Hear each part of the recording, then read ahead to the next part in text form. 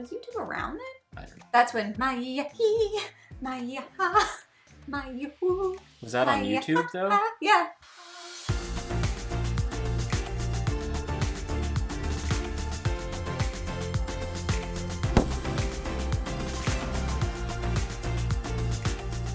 Hello everyone, welcome back to Foster the Meeple, a channel all about board games and board gamey things.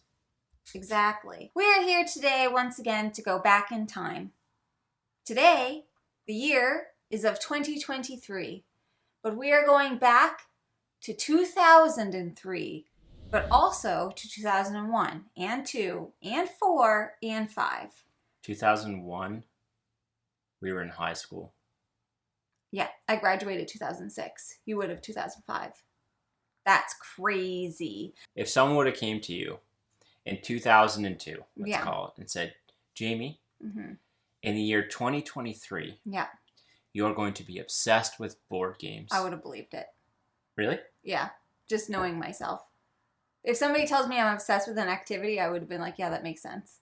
I wouldn't. No. You'd be like, no, wait a minute, bro. I'm going to be playing foosball. My God. You wouldn't have believed that you would have been obsessed with board games. Jamie, we've been over this. Yeah, but you were an inside nerd. When I was in high school, I just pretended to be someone that I wasn't. Exactly. So that I didn't get picked on more than I already had. Yeah, but then, that's what I mean. Wouldn't inside Jeff be like, I will be on YouTube for board games. Well, we wouldn't have known what we wouldn't have known what YouTube was. And like, what's that mean? Anyways, the point is we are doing another Board Games Back in Time video. We've already done one of these for the year 2000 and below. It's just, we couldn't do all of the years. So now we're back with another one. And basically this is just us exploring board games from the past that we want to play. And like kind of discovering new games that, you know, maybe we've never heard of before. Some we have, some we haven't. Anyways, we each chose 5 games and we are going to be getting into that list. Too sweet. Jeffrey, would you like to go first? I have an honorable mention, do you? Of course. I have an honorable mention because I've played like 3 turns of this game on Rally the Troops, which is like an online platform. And that's Wilderness War from GMT Games. Wilderness War is a game about the Indian War, which impacted our region. French-Indian, right? The French-Indian War, yeah, thank you. I've talked about it on the channel before. It's a war game that I really, really want to learn and play. Just didn't end up happening, but we played like a few turns of it. But if there's anyone out there that would like to teach me this game, he wants to play it, let me know. I have many honorable mentions because there's actually quite a few from this time period that I'm interested in playing. And some of them are just classics that at this point I feel like we should have played. And so I'll just list them off. Cockroach Poker is one of those games. I just feel like we should have played it. Suro is one of those games. I've heard some people really like Suro and some people really don't like Suro. Yeah, but I'd like to know which camp I fall into. We'd probably fall in though. Probably. Animal Upon Animal is another one. Never heard of that. It's a Hobbit game where you're just like building a tower of animals.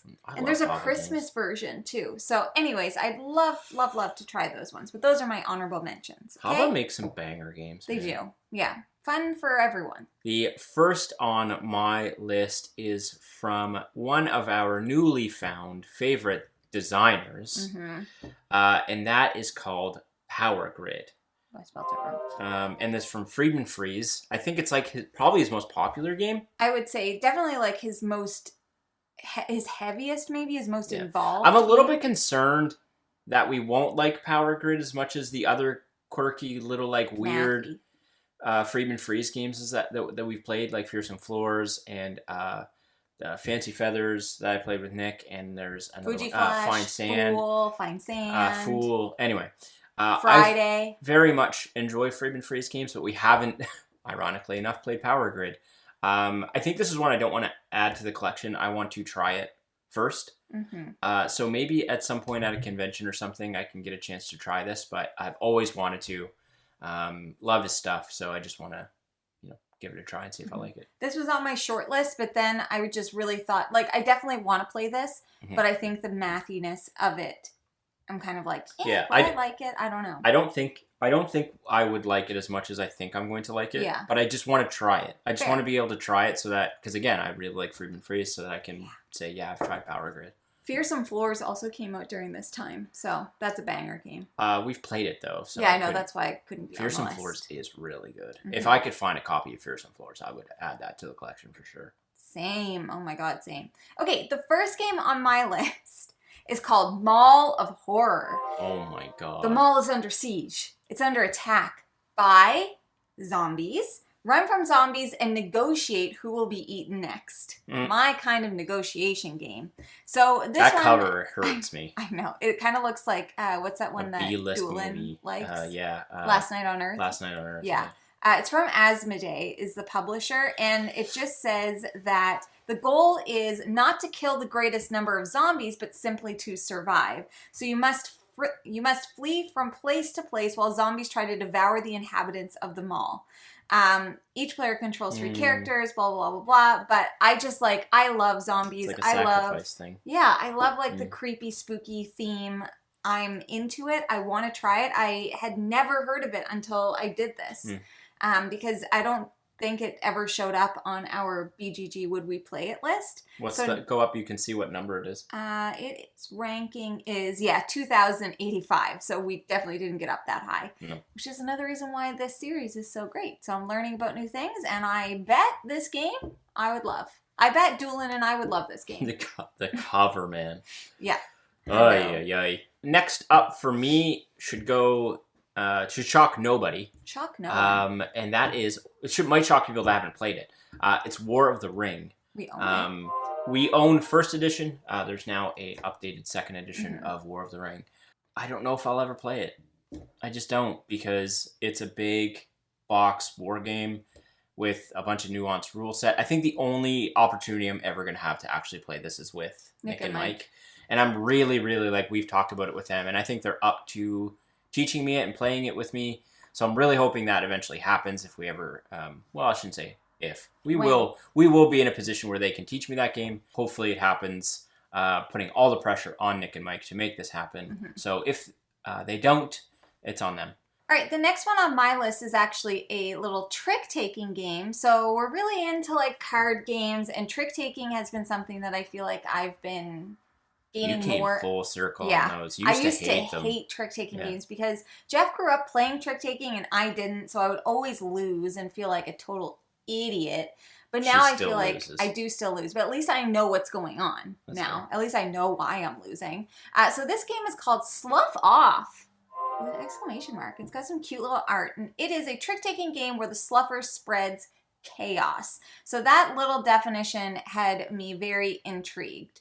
But basically it says it follows standard trick-taking, but the blue is always the trump suit. If someone leads a color you must follow, standard trick-taking.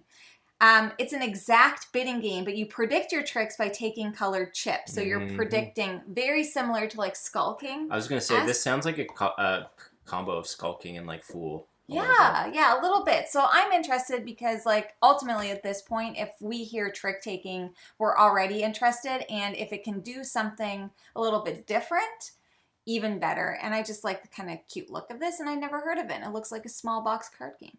So it does look cute. I'm here for it. Amigo games. Eagle Griffin games. Yeah. So, Amigo, Asmodee, Eagle Best Griffin. at 4+. Yeah, I think this is kind of one of those That would make sense though, because if you're taking negative chips, you'd want a bunch of people because the spectrum would be larger, right? Totally.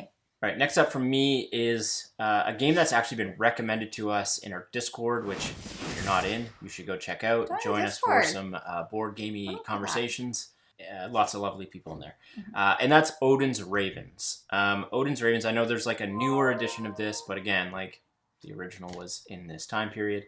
Odin's Ravens is a racing game that has, again, we've talked about our love for racing games, and this one keeps coming up as you should try this. I've never seen a copy available. I'm sure you could buy it online, but again, it's not something I'm going to pick up unless I kind of see it around. So basically, you're going, flying over all of these different landscape tiles, and you have cards in your hand. It's a 2-player game, and you're playing out cards that have bonuses based off of what type of environment you're flying over, etc., etc. I don't know a ton about this game, but just know that it's been recommended to us a bunch. It's 2-player only. It's a 2-player racing game, and that really meshes well with what we like to put out into the board game ether on this channel. So I'm looking forward to trying it. Again, if it ever showed up locally, I'd probably grab a copy of it. Or if I saw it at like a convention or something, I'd probably pick it up. The entire time of us playing this game, I wouldn't be able to stop saying, "Great Odin's Ravens." Yeah, the cover's a bit rough, eh? Odin looks more like Viking Santa Claus. Viking Santa Claus, yeah. Santa Claus. Again, on the first edition copy. Yeah. The next one on my list is called Fairy Tale. So pretty. A fairy-themed card drafting game with plenty of player interaction. So this was designed by Satoshi Nakamura, which sounds very familiar to me. So, Fairy Tale, it says, players use card drafting and simultaneous action selection to score points while interfering with other players' abilities to do so. So it's a very, like, mean, kind of mess with you type of game. Game consists of 4 rounds, blah, blah, blah. So you're basically just trying to get face-up cards in front of you to score points while at the same time messing around with other players to hinder them. Sounds like a little bit like Silver Bullet. Without the memory piece. It does. Do you know what I mean? Because you're like messing with it. Which means we would probably like it. All right. Next up on my list is to reference the brothers again, Nick and Michael. I've heard them talk about this game so much since, again, because we were fans of them long before we were even doing this channel.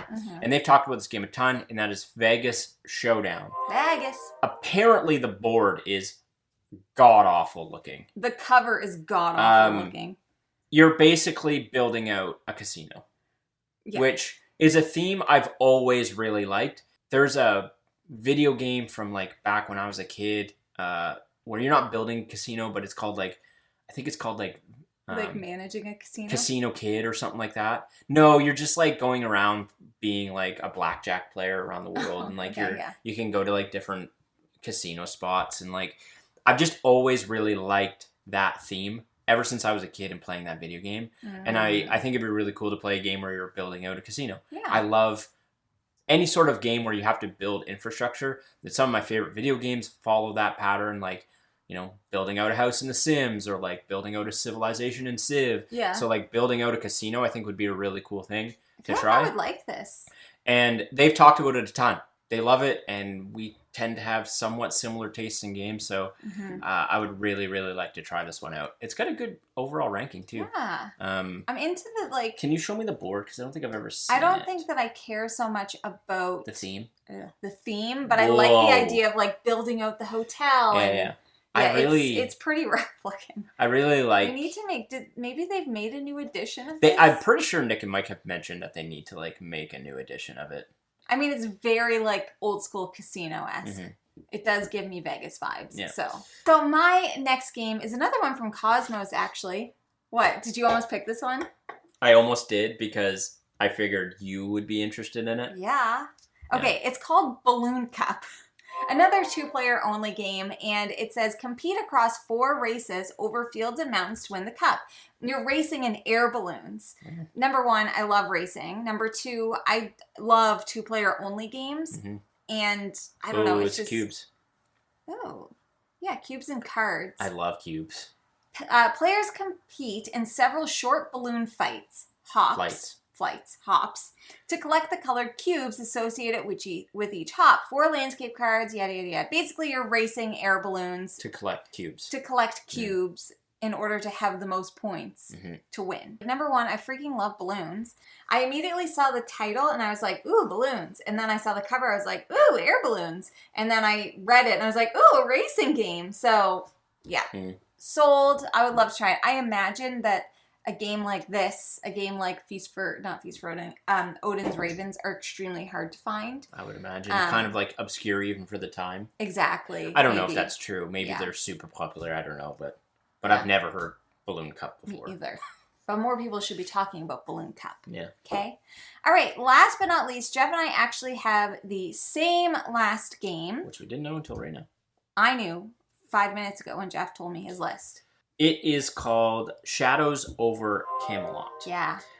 Loyal knights unite to save Camelot while a traitor secretly plots their doom. Hidden traitor. We definitely love hidden traitor games. I love playing as a traitor in any game. Does, so do I. It's actually one of my favorite mechanisms. If I get to play against a group, I just love it. I love it so much.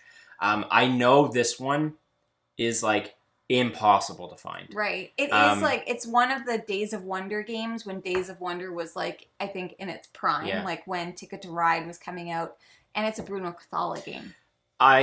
We have, again, to shout out our Discord, we have an entire like Grail game area channel where people can like post up games that they're super rare or that they're really looking for. And someone, I remember someone about 3 or 4 months ago posted up that they found a copy of this game. Oh, they did? I don't suspect we ever will find a copy of this game.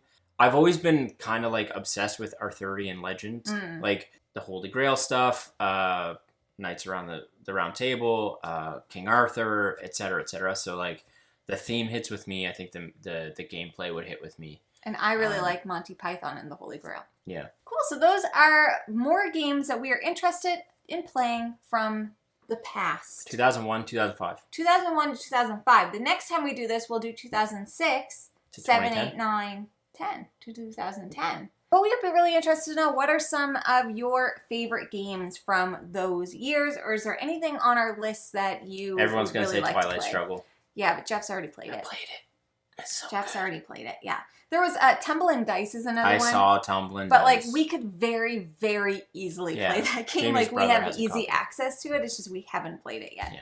Anyways, if you're interested in buying board games like any of the many we mentioned today, maybe you should first start by checking your friendly local You gaming can check store. there. And for us, that is The Boardroom Game Cafe. Yes, it is. Which I know doesn't have any of these. Oh, they might have War of the Ring. Maybe. Maybe not. Do you like snacks? I do. Perfect. Where should people get snacks? Lunch pack. Exactly. We have $5 off coupon. We do. So it's just use Foster the Meeple. All the information is down below. But thank you so much for watching. If you like what you see, Please subscribe. we hope to see you again soon. And now we say goodbye. Goodbye. There it is.